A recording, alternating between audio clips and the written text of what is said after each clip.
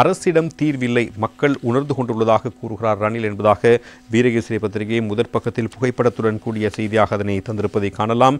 நாட்டின் பொருளாதாரம் வீழ்ச்சியடைந்த போது மக்களுக்கு தீர்வொன்று இருந்ததால் திசை காட்டியை நோக்கி மக்கள் சென்றார்கள். ஆனால் அவர்களிடமும் அதற்கு தீர்வு இல்லை என்பதை தற்போது மக்கள் உணர்ந்திருக்கிறார்கள். அதனால் சிலருக்கு இந்த அரசாங்கம் வேண்டாம் என்று போய்விட்டது. இந்த தேர்தலில் வெற்றி பெற முடியாது என தெரிந்தே வாக்களிக்காவிட்டால் நிதி ஒதுக்குவதில்லை என ஜனாதிபதி கூறுகிறார் என்று முன்னாள் ஜனாதிபதி ரணில் விக்ரமசிங்கே சுட்டிக்காட்டியிருக்கின்றார். பல்வேறு முக்கியமான விடயங்களை சுட்டிக்காட்டி அவர் பேசியிருக்கின்ற விடயங்களுக்கு இன்றைய தினம் பத்திரிகைகள் முக்கியத்துவம் வழங்கியிருப்பதை நாங்கள் காணலாம். என்னென்ன விடயங்கள் அவரால் கூறப்பட்டிருக்கின்றன நாங்கள் பார்க்கலாம்.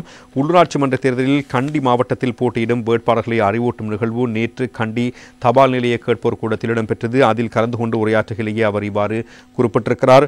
பொது தேர்தலில் எங்களுக்கு வாக்களித்தவர்களுடன் திசை காட்டிக்கு வாக்களித்தவர்கள் சிலரும் இந்த முறை எங்களுடன் இருக்கிறார்கள். அவர்களுக்கு தற்போது திசை காட்டி வேண்டாம் என ஆகியிருக்கிறது.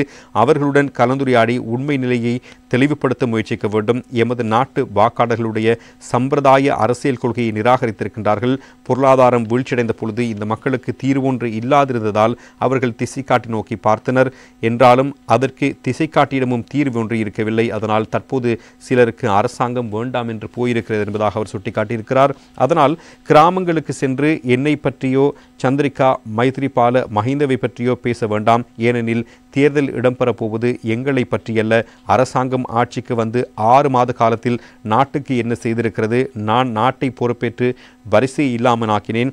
நாணய நிதியத்திடமிருந்து பணம் எடுத்து கொடுத்தேன். தற்போது இவர்கள் என்ன செய்கிறார்கள்? இந்த முறையும் திசை காட்டி வெற்றி பெறுவதாக சிலர் தெரிவிக்கிறார்கள். வாக்களிக்காவிட்டால் நிதி ஒதுக்குவதில்லை என ஜனாதிபதி தெரிவிக்கிறார். தோல்வியடையும் போதுதானே இவ்வாறான பேச்சுக்களை பேசுவார்கள். இவர்கள் வெற்றி பெறுவதாக இருந்தால் நீங்கள் வழங்கிய ஆணையை மேலும் பலப்படுத்துமாறு தெரிவிப்பார்கள். ஆனால் வாக்களிக்காவிட்டால் பணம் வழங்குவதில்லை என்றே தெரிவிக்கிறார்கள். வாக்களித்தால் வழங்குவதற்கு பணம் இருக்கிறதா என நான் கேட்கிறேன். அனுமதிக்கப்பட்டிருக்கும் பணத்தை தவிர வேறு என்ன பணம் இருக்கிறது என்று கேட்கிறேன்.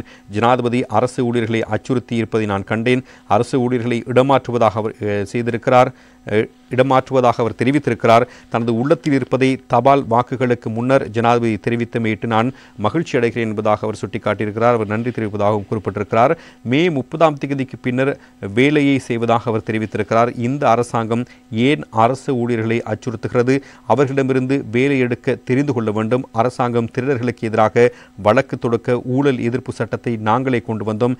விஜயதாச ராஜபக்சவே அந்த சட்டத்தை தயாரித்தார். அமெரிக்காவினுடைய தீர்வை வரியிலிருந்து நாங்கள் விடுவிக்கப்பட்டதாக ஜனாதிபதி தெரிவித்திருக்கிறார். சீனா, இந்தியா போன்ற நாடுகளுடன் இது தொடர்பிலான கலந்துரையாடல் இன்னும் முடிவடையவில்லை. எங்களுக்கு சில இணக்கப்பாடுகளுக்கு வர முடியுமானால் நல்லது.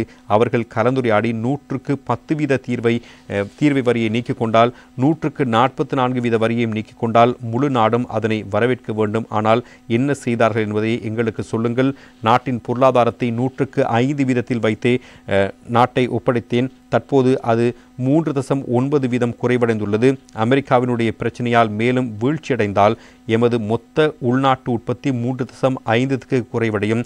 மீண்டும் மின்சார கட்டணத்தை அதிகரிப்பதற்கு நாணய நிதியம் இணங்கியிருக்கிறது. ஆனால் செலவுக்கு ஏற்றவாறு அதிகரிப்பதாக தெரிவிக்கிறார்கள். அதனால் கிராமங்களுக்கு சென்று மக்களுக்கு உண்மை நிலையை தெளிவுபடுத்த வேண்டும் என்பதாக முன்னாள் ஜனாதிபதி கண்டியில் பிரசார கூட்டத்தின் பொழுது தெரிவித்த கருத்துக்களை மையப்படுத்தியதாகவே அந்த செய்தி வெளிப்படுத்தப்பட்டிருப்பதை நாங்கள் காணலாம்.